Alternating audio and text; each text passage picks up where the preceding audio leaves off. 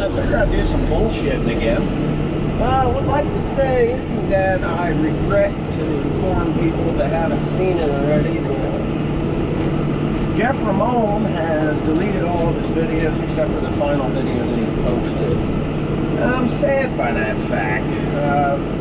I really like Jeff's videos.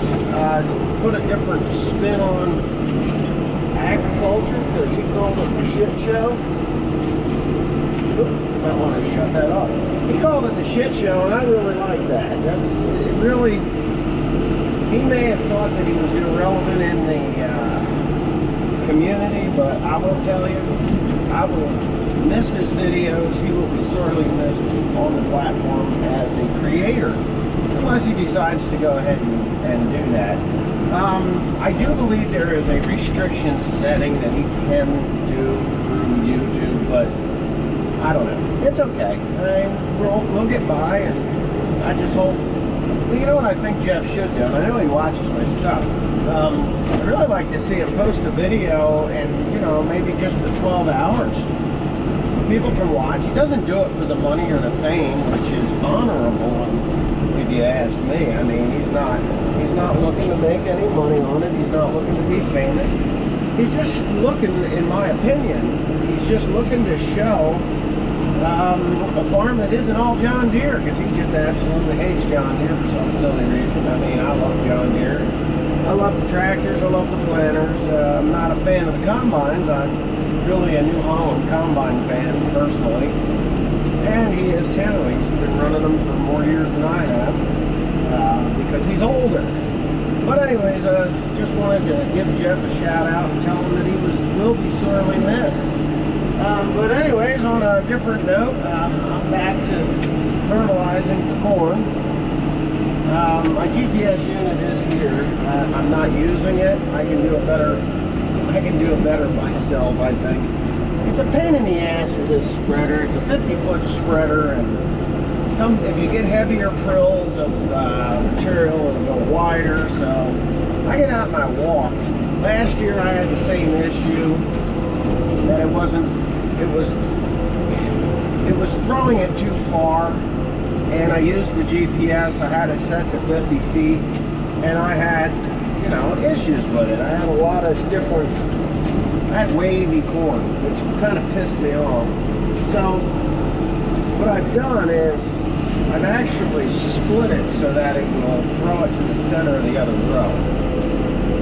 And I'm doing pretty well with that. I'm right on with my application. I'm happy with it. And I just don't feel like dealing with the GPS on it. I know there's a lot of guys out there that can't farm without a GPS, but there's a really nice universal shiny chrome thing up on the front of every hood of every tractor that was ever built. And it is an indicator, not a hood emblem. It's an indicator. So what that you do is you kind of get lined up the direction you're going in. It does take some practice, but if you can get lined up in the direction you're going, pick yourself a spot out where it's going to be pretty damn accurate, like spruce tree 1000. Somebody used that terminology. I thought that was awesome. We don't have too many spruce trees here. As a matter of fact, none grow wild here, so they have to be planted. They're not in the fence lines.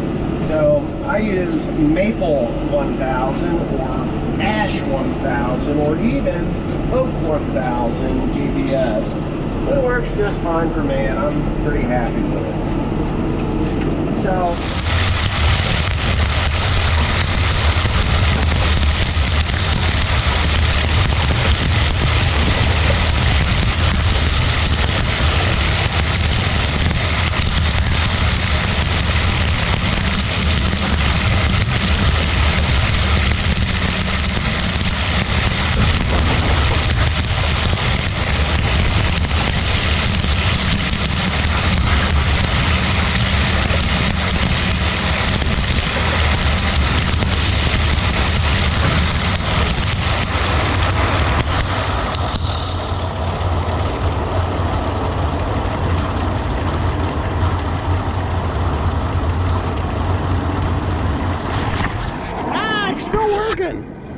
All right, for 4 minutes and 45 seconds. If you look way the heck over there, and I mean, we're looking at probably 80 acres away. There's Timothy over there. He's working there, and I got Grant, he's working on the other side of these bushes. I've got fertilizer on everything from here, there, the field up front, and then this 10-acre piece over here, which is, it's not even 10, I think it's about 8. But I still have to do that one over there. And I think that one's 18. Of the whole place, that is the most neglected. So I'm gonna talk about what I'm putting down here right now. So you just sit right there and just sit right back and you hear a tale of what I'm doing. It's just a bunch of fertilizer that I am putting down. Okay, so now that you've heard the Gilligan's Island theme song, yeah, what am I putting down? I'm putting down 670 pounds of material. 670 pounds of material. Now, it's an awful lot, right? It is an awful lot. Well, the analysis is nitrogen, potash, or phosphate, and potash, and sulfur, and boron. Okay, so I got 5 things going on in this field, which is good. Not a problem, right? 5 things. We all gotta have our things. So, anyways, out of these 5 things, the what I'm putting down is about 160 units of nitrogen through this blend. I am putting down 91 units of phosphate and 91 units of potash. But I'm also putting 24 units of sulfur. As for the boron, I'm not sure. As silly as that may or may not sound, I'm not sure how much boron I'm putting on. I didn't really look, but because the ground is deficient in shit ass. Hold on. So I'm pointing the camera at myself again. Every once in a while, I get out and I check my row units because I am not using a seed monitor or a row monitor of any sort. And these things here are just kind of like a formality. They don't do much. So what I do is I kind of walk down to make sure that those clips are down, and then I go and I look at the front sprocket. It doesn't take long. You get out, you know, every hour or so. Take a look. Yeah, I know, an hour. You could be planting a lot of acreage in an hour. Make a look. And I'm checking the front and the back, or the front and the back. Checking my drive chain, that's still attached. Looking there, everything looks good. My drive and driven, they're good. That drive chain is good. There's 2 on this planter. Yeah, I'm looking, everything looks good. Everything looks good. So what you do about every hour is you get out and you take a piss. And after you do that, then you just take a look at your seed. You know, make sure everything's going. And you see what's in there. And there, we're getting low. Which is a good thing, because they're all doing the right thing here. And this is what I do. Now, if your visual inspection of your chains is good, you know, you could lose one of those chains there on your transmission and have a problem. But it's always good to just lift the box, take a look inside. They will tell you if you're seeding correctly. Well, and everything seems to be going. This one here is going to be fuller than the rest. No, not really. So yeah, there was one that was lower than the rest, but that's okay. And what I'm seeing here is this loosening up.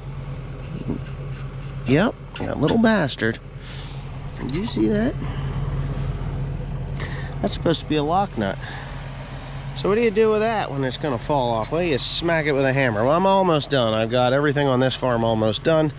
Then the next thing is your depth. You got to make sure that the depth, this is your depth on these old planters, and you just make sure that they're all cocked the same direction, and if they're not, then you know that something has moved.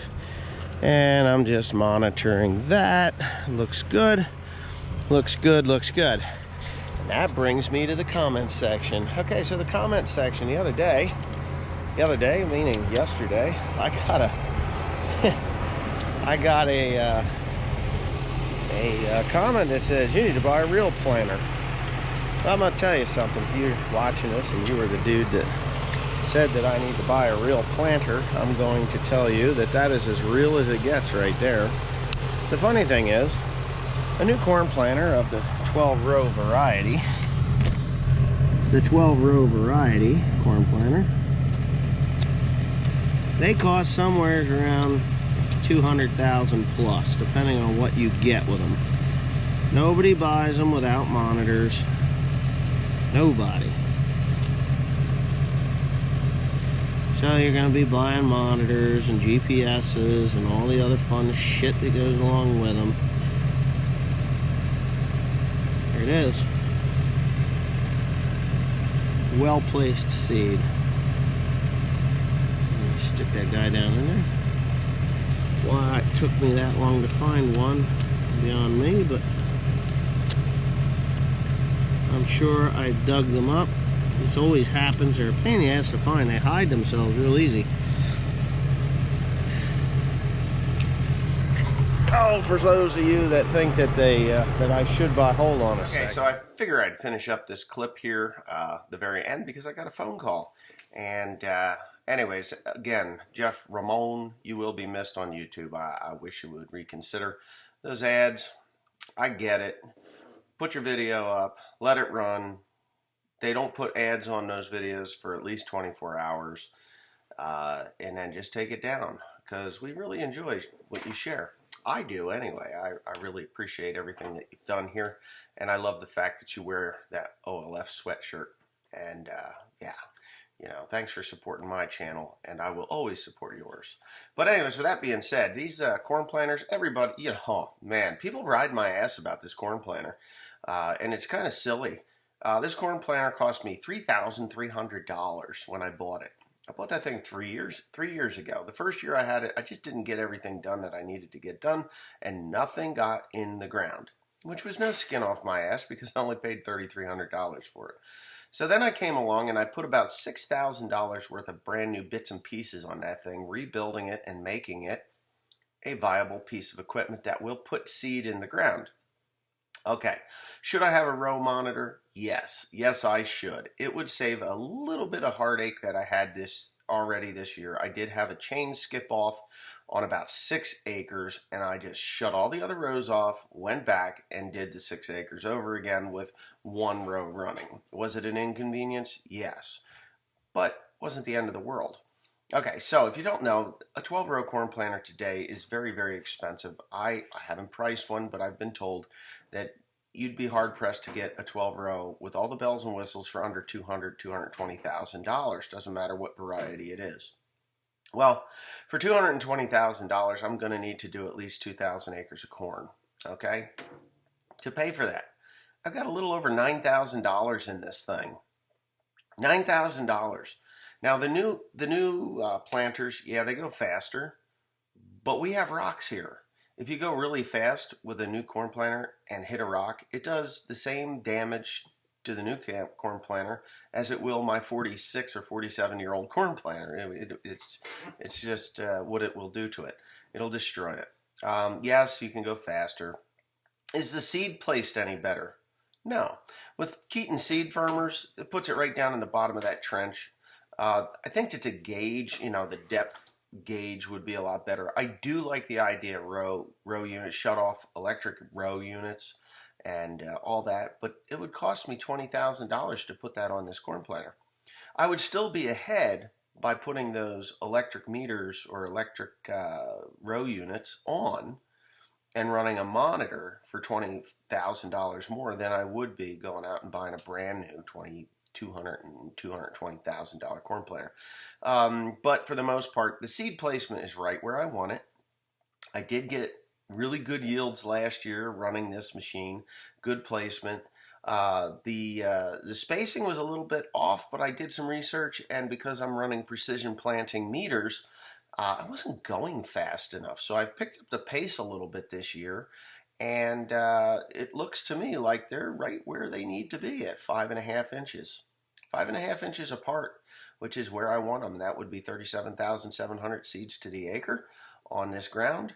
I have the fertility there. I'm putting it all there. I'm not putting any liquid in the row, no pop-up fertilizers, because I use compost and all my other nutrients are in the row already, worked in. I'm not doing no-till. So can I do no-till with this thing? Absolutely. I did it last year. The ground has to be just right, but yes, it will put the seed in the ground, no-till, and work just fine. So don't tell me I need a real corn planter. There's more money has been made on a John Deere 7000 series corn planter in time than any of these newfangled ones. Dollar for dollar, these corn planters are cheaper to maintain. They get the seed in the ground, place it where it belongs if you do all the right things to it. They're fully 100% upgradable. They are 100% usable. They're 100% reliable, and there's still plenty of them out there going into the field every single day.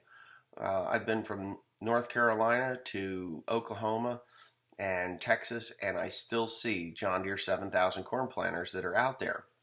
So for all you guys that think I need to go spend $250,000 on a new planter, I'm sorry, that's just not going to happen for the 300 acres. And I will get my 300 acres in this year, which is more than double of what I did last year, which is good. I mean, I'm happy with the way everything's going. Yes, it's expensive this year to put corn in. I have not forward contracted anything just yet. I'm still waiting for them. I want, when they come up out of the ground, that's when I'm going to forward contract. You know, and I think a lot of guys have, that's why the price has taken a little bit of a nosedive. But there's a lot of drought throughout the country, and we may be heading into one here too, and I don't want to get extended too far out.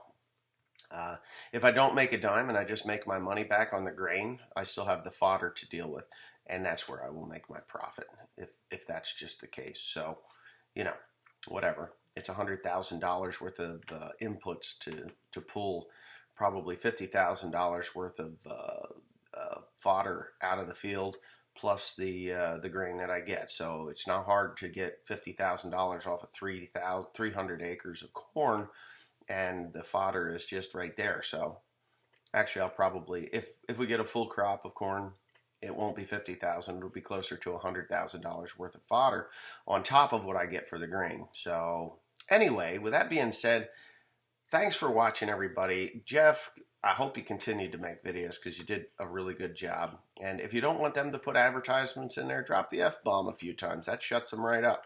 They won't put an ad on that. And that's a fact. And they can't shut you down because you are not monetizing it. So just say fuckity fuck fuck fuck all through the damn thing, and I guarantee you, you will not get any advertisement.